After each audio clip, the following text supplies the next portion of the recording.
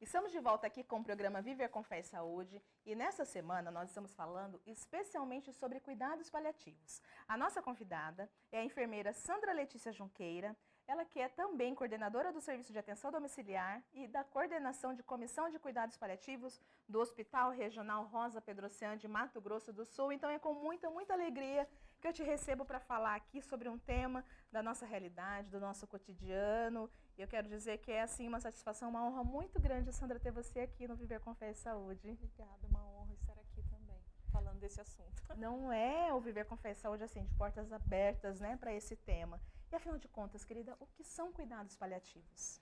Bom, o cuidado paliativo, ele é uma abordagem que a gente faz interdisciplinar na vigência, na iminência de qualquer doença que o paciente tenha, que não tenha cura. Então, o cuidado paliativo é muito associado à terminalidade, à morte.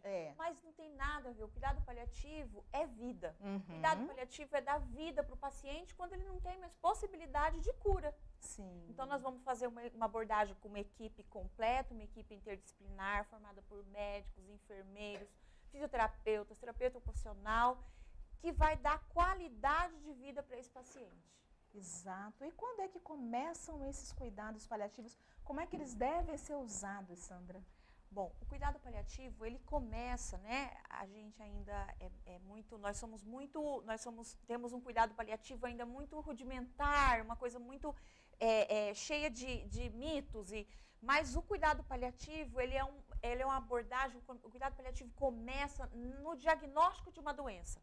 Então, todas as vezes que o paciente é diagnosticado com uma doença que pode levá-lo à morte, né, a falha terapêutica que a gente fala, né, porque nós como seres humanos somos limitados. Nós na medicina, na saúde, chegamos até um certo ponto. Então, quando a gente tem uma doença que a gente imagina que pode chegar a não ter cura, a gente já pode inserir o cuidado paliativo para o paciente. Exato. E como você colocou anteriormente, né, existe toda essa equipe, né, neste cuidar a este paciente, a esta família, né? Acrescentando nutricionista, psicólogo, a figura do capelão também, que é fundamental, né?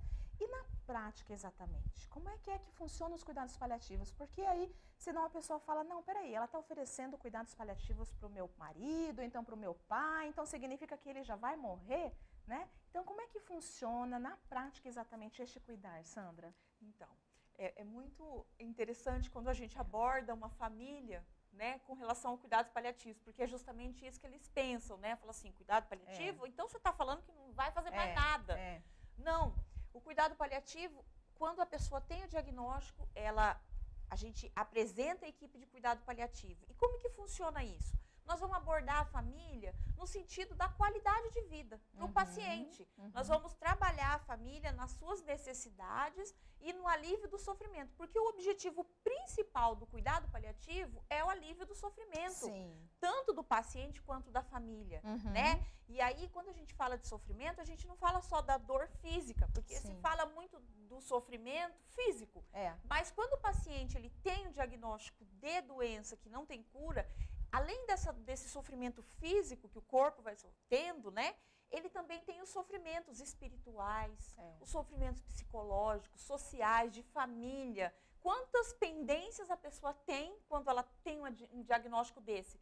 Imagine o que nós faríamos se soubéssemos que tivesse a iminência da morte, por exemplo, daqui a um mês. Então, a abordagem é para a família, para alívio do sofrimento. E como que nós vamos fazendo isso? Nós vamos abordando a família de acordo com as necessidades que eles têm.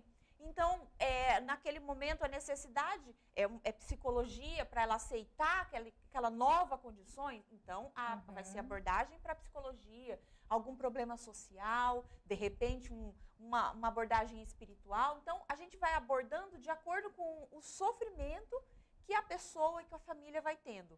E aí, conforme a doença vai evoluindo, a abordagem paliativa vai aumentando. Então, no começo, a gente vai fazer uma abordagem de conhecimento com a família, de integração, de vinculação, até de conversa mesmo. A gente fala que a gente acaba desenvolvendo vínculos de amizade com as famílias. Por conta do acolhimento por também, conta do acolhimento, porque tem famílias que ficam em cuidados paliativos por 5 anos, por 10 anos. Então, vira parte da família. Sim. Então, no começo, essa abordagem ela é menos invasiva, ela é mais social, uma abordagem de equipe. E conforme a doença vai evoluindo, aí a gente vai evoluindo também na abordagem. Então, de repente, o paciente precisa de medicação para alívio de sintomas físicos. Então, aí a gente vai evoluindo no cuidado paliativo. É isso que eu ia te falar. Eu ia pedir para que você esclarecesse para quem está nos assistindo a questão acerca do tratamento. Quando o paciente inicia essa abordagem em cuidados paliativos, significa que ele não vai mais fazer o tratamento da doença de base. Significa que ele vai ser... vai começar a haver um controle, por exemplo, das dores, né, daquilo que ele está sentindo naquele momento. Por exemplo, cuidados paliativos não é só para paciente oncológico, né? Mas em caso de paciente da oncologia. Então, se inicia esse cuidado paliativo, então é porque cessou o tratamento do câncer? Não, não. O cuidado paliativo, o correto, né, quando a gente fala do padrão ouro, né, na oncologia, seria... diagnosticou o cuidado paliativo, ele começa seu tratamento quimioterápico, seu tratamento de radioterapia ou de cirurgia, seja lá a abordagem que ele precise curativa. Mas, paralelo com essa abordagem curativa, ele vai ter também essa abordagem do cuidado paliativo, que nesse início vai ser, como eu falei anteriormente, vai ser uma abordagem da família, de repente de alívio do sintoma de um quimioterápico, que a gente sabe que é um tratamento tanto... invasivo, né? Tem uma série de sintomas. Então, de repente, o cuidado paliativo nesse começo, ele vai ser nesse sentido, de aliviar sintomas do próprio tratamento, né? E pode ser que conforme ele vai evoluindo no tratamento, por exemplo, de quimioterapia, ele se cure. E aí ele tem alta do cuidado paliativo e tem alta da oncologia e ele é um paciente curado, né? Porque o cuidado paliativo é cuidar do ser humano, né? Paliativo, pallium, né? O paliativo vem de pallium, que é o manto que serve para acolher, para dar aquele aquecimento, né? Então, o paliativo é justamente esse acolhimento, essa acolhida, esse cuidar da pessoa. É uma abordagem muito diferente do que a gente está acostumado de ver e é muito bonito isso, porque a gente acolhe tanto a família quanto o paciente. Todos são vistos de uma maneira integral. Como diz a doutora Maria da Graça, lá de Itajubá, um beijo para todos vocês aí de Minas Gerais. Ela diz assim, que cuidar enquanto é possível, né? Que curar enquanto é possível. E que cuidar é sempre no antes, no durante e no depois, sem abandonar. E é exatamente isso, né? Às vezes a pessoa tem a concepção, né? Não, está moribundo, ele já está morrendo, vamos colocar no final do corredor e só medicação para dor. E não é isso, é a possibilidade também de resgates afetivos, não, Sandra? E já é comprovado, inclusive, que pessoas que são cuidadas com esse olhar diferenciado de toda uma equipe, inclusive do fortalecimento da rede de apoio familiar, o paciente tem possibilidade, inclusive, de ter mais um tempo, né, de vida, né? Sim. Eu sempre abordo assim, todos nós somos finitos.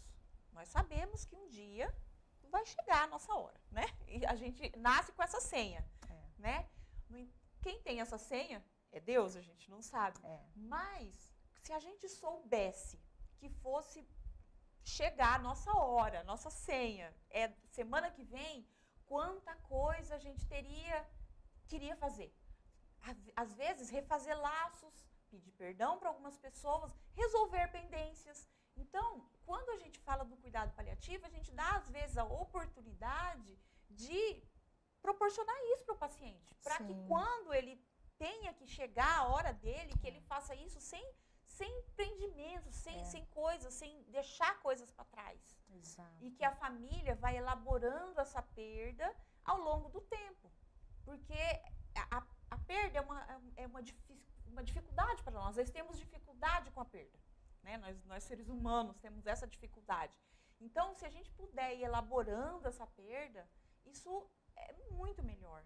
E quando a gente acompanha um paciente em cuidado paliativo, a gente vê que quando a família realmente adere, a gente vê a diferença, porque a família, quando chega a hora do paciente, a família tem aquela sensação de dever cumprido. Nossa, eu cuidei enquanto ele estava. Então, a dor, vai ter a dor da perda, né? Aquele sofrimento. No entanto, a pessoa é um coração de pai, Exato, é uma questão mais leve, vamos dizer assim, e nós não estamos dizendo que a morte é bonita, né? Porque de fato não é. Mas a gente está dizendo que se nós colocarmos o olhar certo diante dessa abordagem, o olhar certo diante desse momento em que família e a própria equipe vive, né, Sandra? Sim. A gente vai ver quão iluminado é esse momento, né? Como você falou, nós aprendemos tanto com a família, né? Nós aprendemos muito com a família. Com o próprio paciente. O ser humano em si, ele tem muito a nos ensinar. O ser humano, ele ensina muito. Né? Então, quando a gente trabalha com famílias e trabalha com pacientes nessas condições, a gente aprende muito. Às vezes eu falo que a gente até recebe muito mais do que a gente dá. Porque a família, ela é um sistema de saúde. Né? Então, a gente aprende muito com eles. E a gente acaba aprendendo também da nossa própria finitude. E elaborando os nossos próprios sentimentos dentro de nós. Os nossos próprios lutos, né? Os nossos próprios lutos. E a gente, às vezes, tem lutos vivos. Vivendo com lutos. Então, a gente elabora os nossos. Isso é uma coisa maravilhosa. Eu digo que cuidado paliativo faz com que nós sejamos seres humanos melhores. Eu me tornei uma pessoa melhor depois que eu conheci cuidado paliativo. E a gente é inserido nesse meio na área da saúde e as pessoas nos ensinam muito, né? Sobretudo a viver um dia de cada vez, né? Com o melhor que a gente possa oferecer, né? Você estava falando da questão da espiritualidade, ela é fundamental neste cuidar, não? Acerca da família, acerca do próprio paciente, né? Para que tenha também esse olhar diferenciado as coisas que são do alto, não, Sandra? Sim, porque a espiritualidade, ela nos ajuda a entender que nós não somos só isso aqui, né? Nós não somos só a matéria, não existe só o tridimensional de Euclides, né? Então, a gente tem muito além disso. Então, a espiritualidade, ela é um bálsamo para as pessoas que estão passando por isso. E quando a gente diz espiritualidade, é espiritualidade, não é religião, é espiritualidade. O ser humano espiritualizado, é ele entender que existe uma força maior do que ele que conduz tudo. E isso dá muita paz para as pessoas que precisam passar por essa situação. E quem que cuida de quem está cuidando? No olhar do cuidador profissional da área da saúde. Então, o cuidador, ele é uma figura assim, por isso que eu acho tão importante o cuidado paliativo, porque a equipe do cuidado paliativo, ela cuida justamente de quem está cuidando também. Né? Então, a abordagem, ela não é só para o paciente, né? Porque normalmente o cuidador, ele é esquecido. Então, quando a gente está falando do cuidado paliativo, quem cuida do doente adoece. Normalmente, quem cuida da pessoa numa situação de doença, ele adoece também. Tanto fisicamente, emocionalmente. Então, é um desgaste muito grande. Então, a gente que é profissional de saúde, da nossa formação, a gente aprende muito a olhar o doente, né? E no cuidado paliativo, a gente aprende muito isso, que o doente, ele é um sistema todo em volta dele. Então, a equipe cuida também da família, das necessidades da família e daqueles que estão próximos, para que o sofrimento deles também seja menos, né? Porque não tem como a gente tirar o sofrimento da pessoa, né? O que a pessoa tem que passar, ela vai passar. Sim. Mas tem como a gente ajudar com que ela passe por isso. E o nosso objetivo é esse. A gente se sensibiliza com a dor do outro, mas a gente precisa ter muito claro de que a dor é tua, não é minha.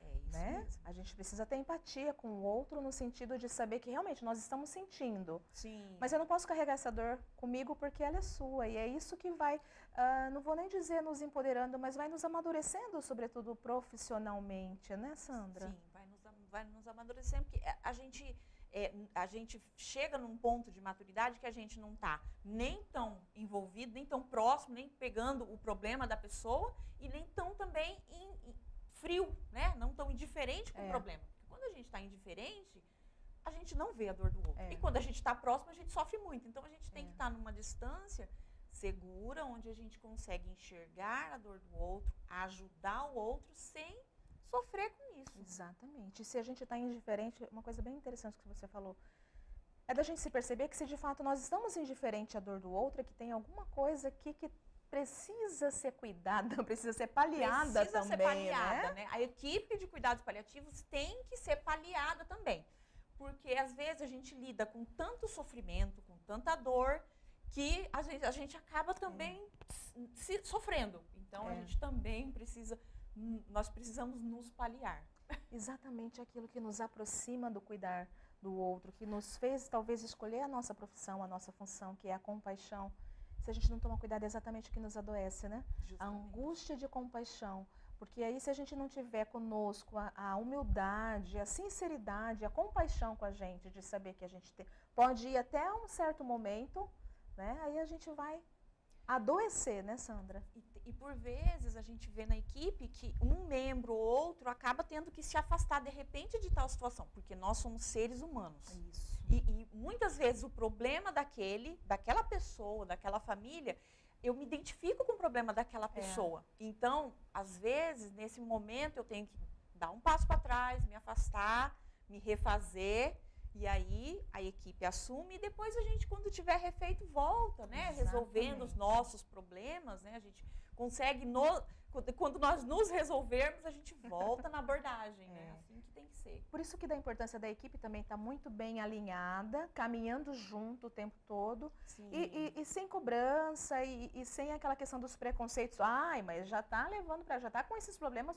Não, no sentido do acolhimento, porque se não houver essa abordagem humanizada dentro da própria equipe, como é que a gente vai poder tratar de uma forma humanizada também o nosso paciente, não? Não tem como nós tratarmos o outro como humano se nós não nos sentirmos humanos, né? E como humanos, nós temos limitações, sofrimentos, dores, conflitos e uma série de coisas que nós temos que trabalhar. E aí as pessoas falam assim, o profissional de saúde não pode chorar. Chora? O profissional de saúde chora. Por vezes a gente chora. Eu já fui atender, por exemplo, pacientes em casa, óbitos, né? Eu fui atender recentemente um óbito de uma paciente que o pai faleceu. Me identifiquei muito com ela, porque eu tenho uma ligação muito forte com meu pai. Então, me identifiquei com ela e chorei. Claro que a gente não vai pegar a dor dela, não, a dor dela é minha. Não, mas a gente se identifica e às vezes a gente chora e isso é humano. E quando eu me torno humano, eu humanizo o outro. Por isso da importância de, na formação, seja ela qual for, na área da saúde, falar sobre luto, né? Que fosse inserida uma grade de cuidados paliativos, porque aí a gente sai da academia tão, eu digo assim, tão engessado, e muitas coisas precisam ser quebradas, né? Porque tem que ser assim, porque tem que ser dessa forma. A gente tem que saber realmente, porque a parte técnica é fundamental que a gente tenha, até por uma questão ética. O que eu vou fazer com esse paciente? Mas a gente não pode deixar de lado a nossa formação enquanto pessoa, enquanto humano também, né? Como é que a gente não vai se sensibilizar com a dor do outro, né? É muito curioso isso que você fala, porque assim, na academia, né, na graduação, as matérias que a gente menos se identifica são as das humanas, né? Eu me lembro da minha graduação e hoje eu estou com quase 20 anos de formada e eu me recordo do meu primeiro ano de faculdade, né? Que foi ontem. Então, assim, eu me recordo do primeiro ano. Então, as matérias que eu menos gostava, psicologia da saúde, sociologia, filosofia, porque são das humanas. E hoje que é onde nos toca, nos né? toca. E hoje eu entendo como é importante essa formação para nós profissionais de saúde, porque nós somos muito tecnicistas.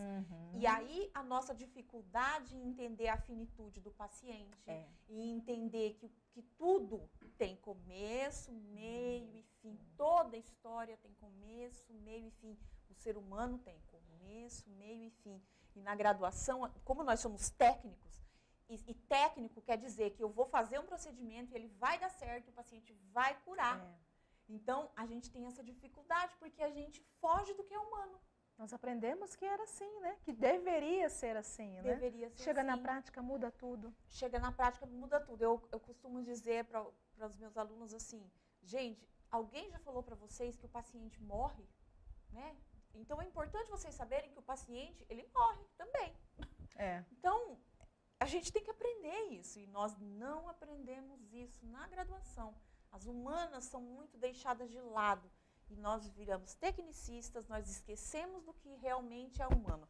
E nós esquecemos de nós mesmos. Quando a gente faz isso, a gente se esquece dos nossos conflitos.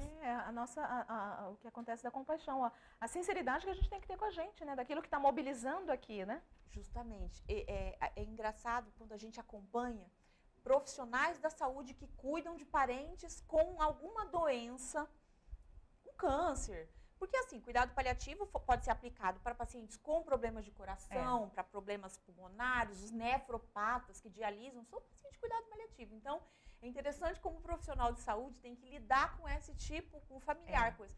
É o caos que a gente fala, porque o profissional, ele não tem essa ideia da finitude. Então, ele custa a entregar cuidado paliativo. É muito difícil, porque nós não temos trabalhado essa questão do cuidado paliativo, da finitude, da humanização, né? É assim, o cuidar para mim, né? O cuidar técnico é enquanto eu posso dar medicação, eu posso fazer diálise, tudo que eu posso fazer de técnico é o que eu estou fazendo enquanto cuidar. E o cuidar não é isso. O cuidar, eu costumo dizer, esse dia eu dei uma palestra, eu falei, tem sofrimentos e tem dores que não tem remédio que cure. Então, uma dor de um coração partido não adianta. O coração partido é acolhimento. Então, esse remédio, nós temos que aprender a dar para o paciente. Em relação aos familiares, a essa rede de apoio familiar, né? Nós falamos da rede de apoio enquanto os profissionais da área da saúde, né? E a rede de apoio dos familiares, dos amigos, né? É estabelecida uma reunião, um grupo, né? Com esses familiares, Sandra? Bom, então, quando a gente vai abordar o cuidado paliativo, a gente reúne, o primeiro que a gente reúne é a família. Sim. Né? Então, a gente tenta primeiro os que são família de sangue. Tá. No entanto, os principais cuidadores, né? Os principais cuidadores. No entanto, nessa trajetória, a gente vai descobrindo que família não são só os de sangue. São outros, é o vizinho, é o irmão da igreja, né? São aquelas pessoas que a gente realmente traz para a família no coração. Né? Então, a gente aborda a família e aí nessa primeira abordagem a gente traz os próximos e aí a gente vai conversando com a família e montando essa rede de apoio.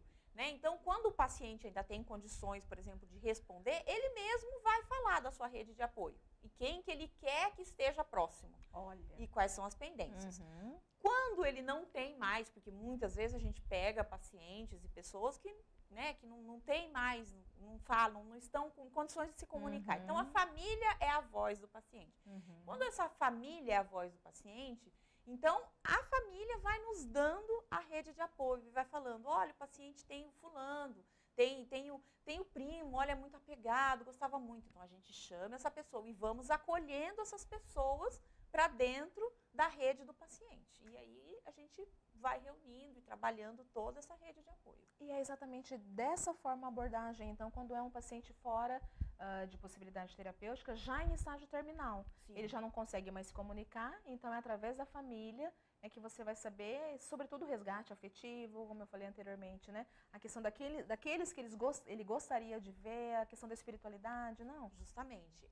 A gente sempre pergunta para a família. E quando eu faço abordagem de terminalidade com família, a gente tem que ter muito tato, mas eu sempre pergunto, qual que era a religião? Ele tinha religião? Ele tinha. Qual que era a crença dele?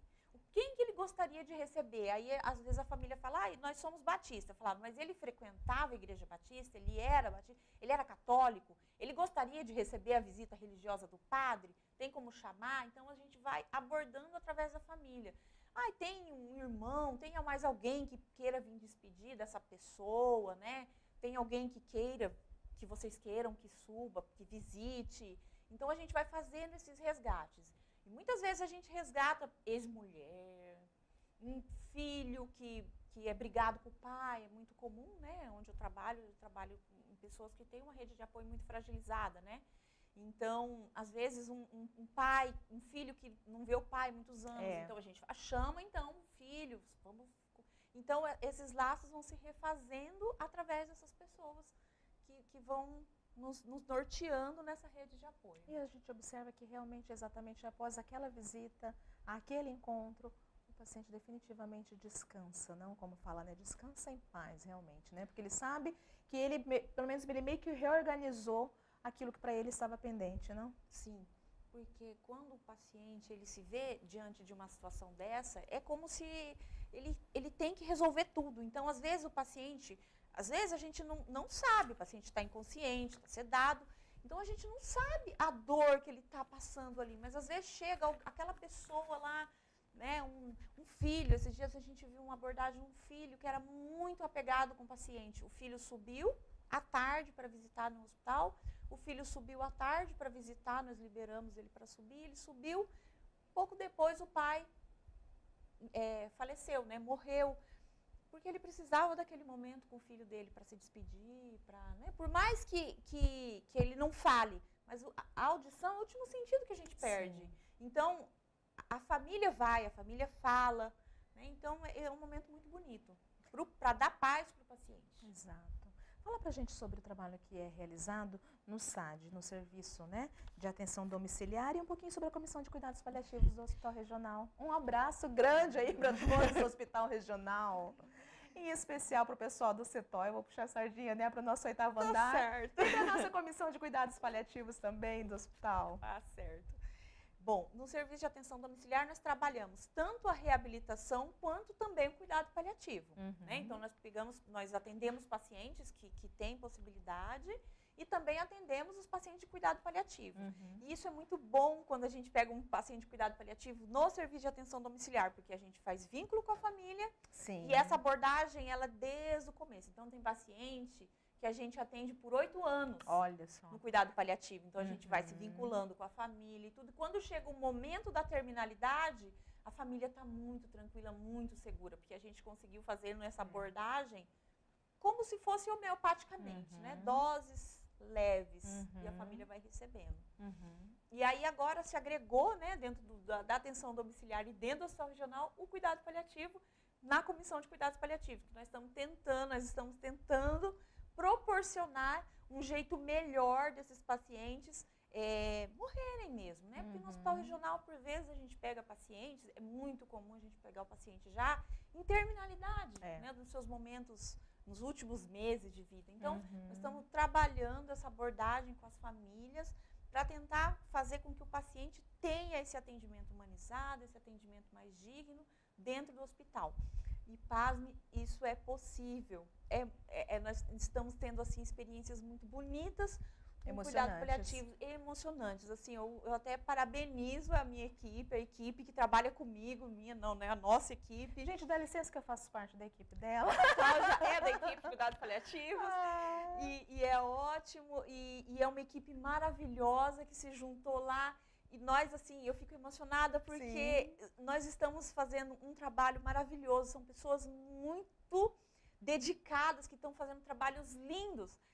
E assim, eu tenho acompanhado os pacientes, por exemplo, em sofrimento, que estão recebendo o auxílio do cuidado paliativo, e as famílias do lado, e refazendo vínculos. E é tão bonito que a pessoa passe por esse momento dessa maneira.